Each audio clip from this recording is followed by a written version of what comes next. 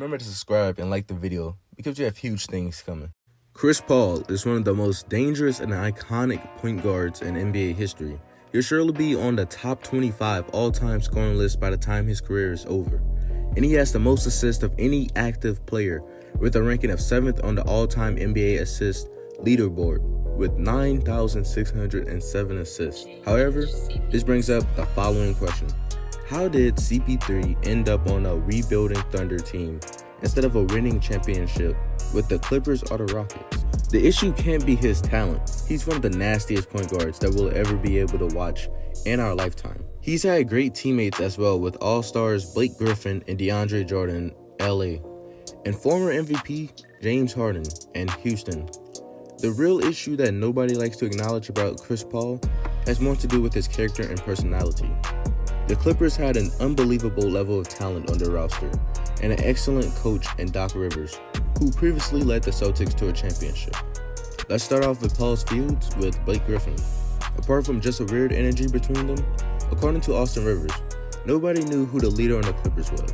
Putting these two alpha dogs on the same team led to constant bickering, arguing, and selfishness over every issue that arose during the season these two were together. Blake Griffin even recently said, "You have to be built to play with Chris Paul," implying that playing with him was a painful experience. As for DeAndre, Paul's reportedly dominant personality almost drove Jordan away from Los Angeles and to the Dallas Mavericks. On top of just his two co-stars, Paul also managed to alienate himself from his coach, Doc Rivers.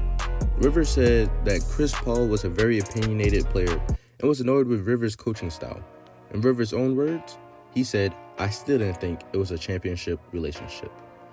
The animosity between Blake and Paul could still be felt once he left for the Rockets, with Paul leading the Rockets into the Clippers' locker room for a fight after an already chippy game. Now let's move on to Paul's failure with the Rockets. In the 2017-2018 season, the Rockets looked to be unbeatable with Harden, Paul, and D'Antoni's brilliant coaching strategy of living and dying by the three-pointer. Harden and Paul recognized that working together as two ball-dominant guards would be a challenge, so they spent extra time over the summer learning how to play together.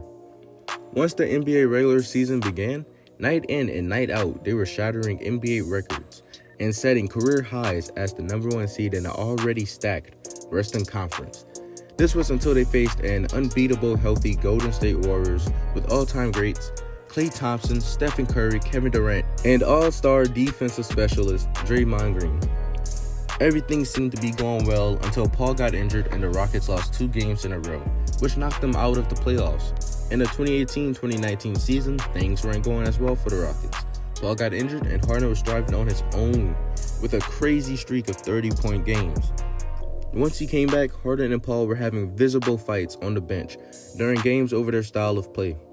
This was another obvious issue of Paul having an alpha dog complex and being upset that he wasn't the leader of the team. When they decisively lost to an injured Warriors team in 6 games in the second round of the playoffs, Paul reportedly had a very heated confrontation with Harden directly after the game.